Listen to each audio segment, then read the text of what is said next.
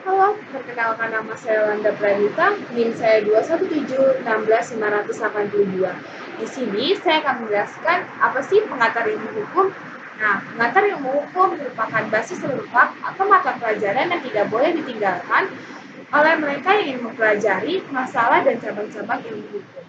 Dan di sini saya juga akan menjelaskan ada menurut para ahli, saya akan menjelaskan dua pendapat menurut para ahli tentang apa sih segi ilmu hukum itu. Nah, yang pertama, saya akan menjelaskan tentang menurut Cross yang memberikan definisi bahwa ilmu hukum adalah segala pengetahuan yang mempelajari ilmu hukum dalam segala bentuk dan manifestasinya. Yang kedua, menurut Curzon yang berpendapat bahwa ilmu hukum adalah suatu ilmu pengetahuan yang mencakup dan membicarakan segala hal yang berhubungan dengan ilmu hukum.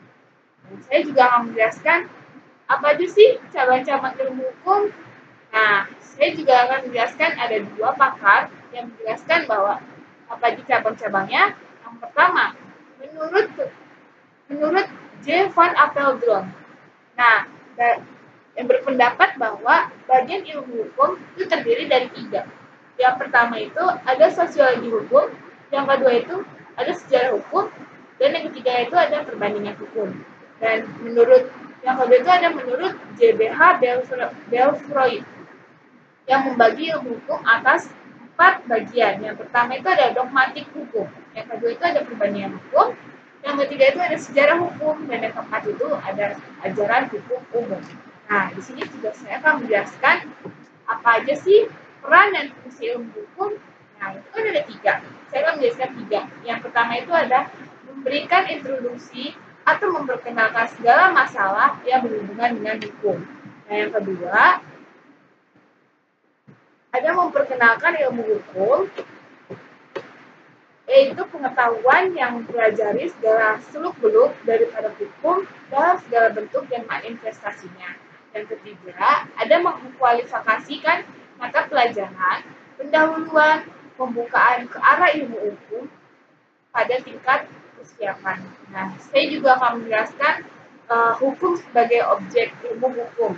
Nah, di sini saya akan menjelaskan apa sih arti hukum dari segi-segi yang saya akan jelaskan. Di sini saya akan menjelaskan ada 4 segi. Yang pertama, arti hukum dari segi hukum. Yang pertama itu ada hukum. Kata hukum berasal dari bahasa Arab yang merupakan bentuk tunggal, kata jamaknya adalah alkas, yang selanjutnya diambil ahli dalam bahasa Indonesia yang menjadi hukum. Yang kedua itu arti hukum dari segi reg, yang artinya rectrum, itu dalam bahasa Latin yang mempunyai arti bimbingan atau tuntunan atau pemerintahan. Yang ketiga, ada arti hukum menurut kata berasal dari kata ius yang berasal dari bahasa Latin yang artinya mengatur atau memerintah. Yang keempat, itu ada arti hukum dari segi kata lex yang berarti mengumpulkan orang-orang untuk diberi perintah. Nah, di sini juga saya akan menjelaskan bukti-bukti bahwa pentingnya hukum dan peranan fungsi hukum dalam suatu universitas. Sebenarnya juga dalam mata pelajaran ilmu hukum juga. Yang pertama itu tadi saya akan menjelaskan dari 4 segi. Yang pertama itu ada segi sejarah, di mana pengantar ilmu hukum diajarkan di perguruan tinggi di berbagai negara. Yang kedua, di Indonesia sendiri dijadikan kurikulum oleh Sekolah Tinggi Hukum yang didirikan di Batavia, Jakarta pada tahun 1924. Yang ketiga, awal mulanya ilmu hukum di Universitas Gadjah Mada pertama kalinya diperkenalkan mengantar ilmu hukum dan dijadikan mata kuliah dasar di seluruh perguruan tinggi. Dan yang keempat, adanya surat keputusan Menteri Pendidikan dan Kebudayaan pada tanggal 30 Desember 1973 yang intinya menyebutkan bahwa di tingkat permulaan Fakultas Hukum Negeri maupun swasta, mata kuliah pengantar ilmu hukum harus dicantumkan dalam kurikulum sebagai salah satu mata kuliah yang berhubungan secara langsung dengan ilmu hukum. Yang kelima, menurut keputusan koordinator, perguruan tinggi swasta pengantar ilmu hukum merupakan mata kuliah ujian negara. Dan yang keenam, yang terakhir, dalam sistem kredit semester atau SKS, mata kuliah pengantar ilmu hukum, bobot SKS-nya ada 4, lebih besar dari cabang ilmu hukum lainnya.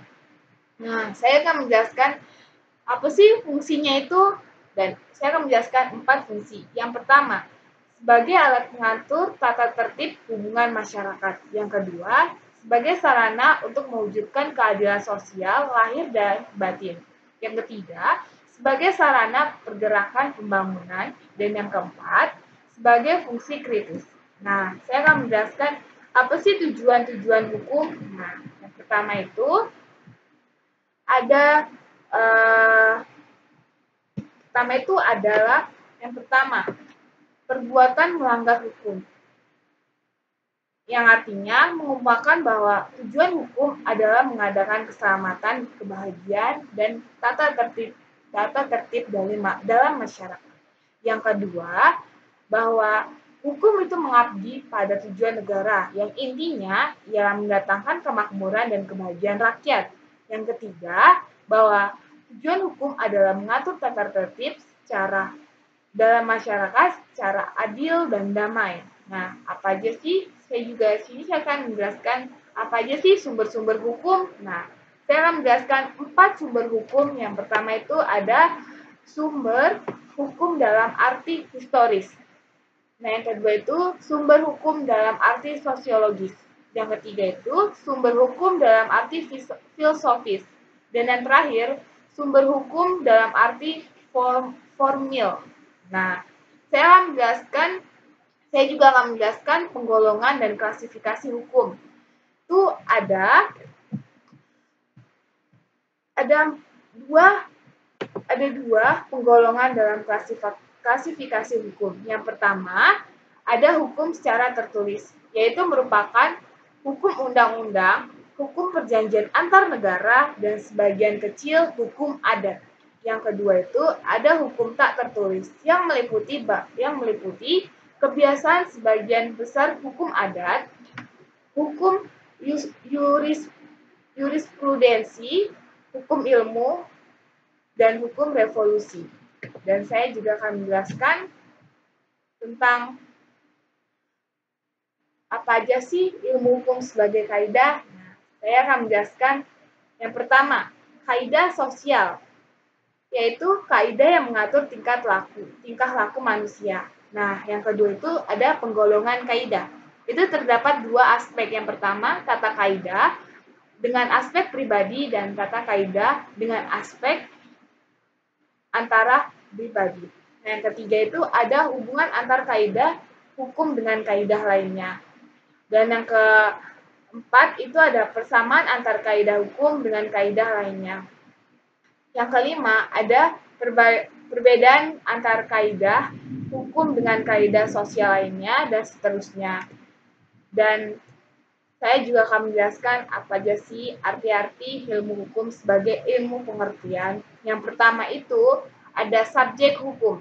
Subjek hukum merupakan suatu yang menurut hukum untuk melakukan perbuatan hukum atau siapa yang mempunyai hak dan cakap untuk bertindak dalam hukum. Yang kedua, ada objek hukum, di mana segala sesuatu yang berguna bagi subjek hukum dan dapat menjadi pokok permasalahan dan kepentingan bagi para subjek hukum.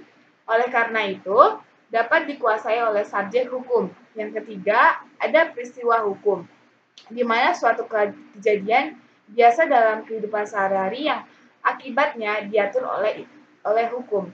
Dan yang keempat, ada hubungan hukum. Hubungan antara 2 atau lebih subjek hukum. Dalam hubungan ini, hukum ini, hak dan kewajiban pihak yang satu berhadapan dengan hak kewajiban pihak yang lain. Dan yang terakhir ada hak, yaitu dalam ilmu hukum, hak disebut juga hukum subjektif, yang artinya segi aktif daripada hukum.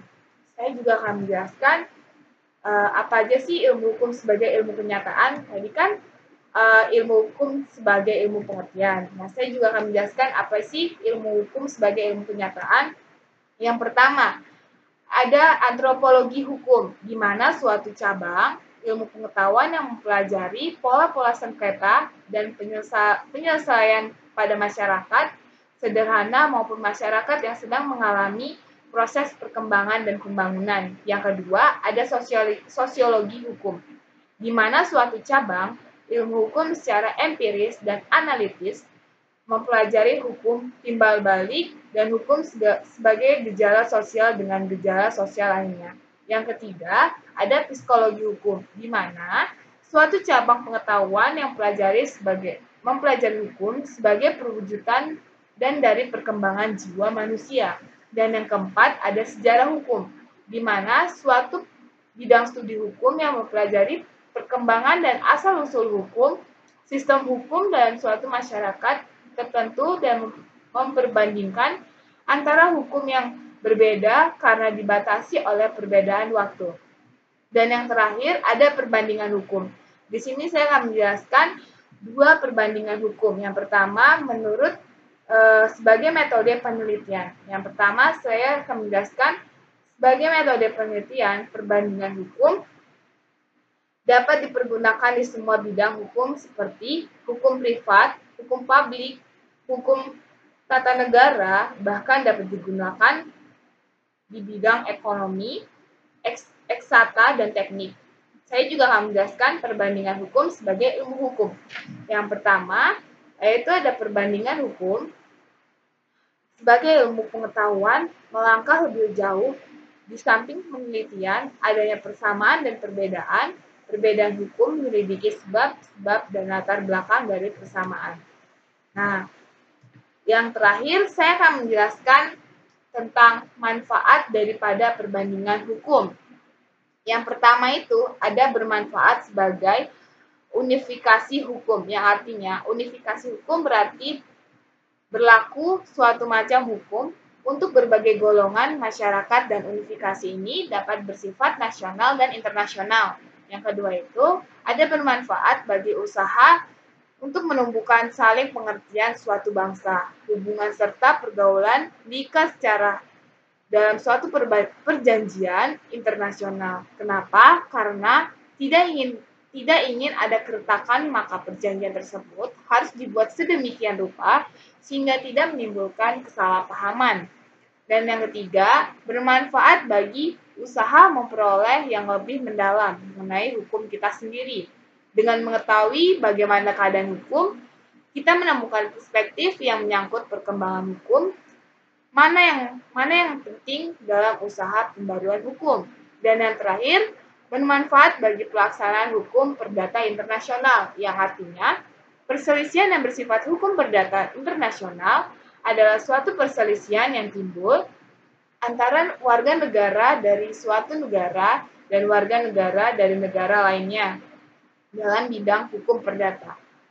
Jadi, kesimpulan yang bisa saya jelaskan dalam ringkasan ini bahwa perbandingan hukum dapat ditemukan cara untuk menyelesaikan masalah di dalam negeri maupun di luar negeri, yang berguna bagi pembentukan serta perbaikan hukum nasional serta menentukan hukum seseorang yang berlaku bagi seseorang adalah di mana yang dianggap sebagai tanah air dan bukan atas kewarganegaraan.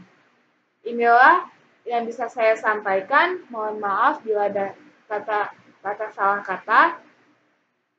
Sekian dan terima kasih.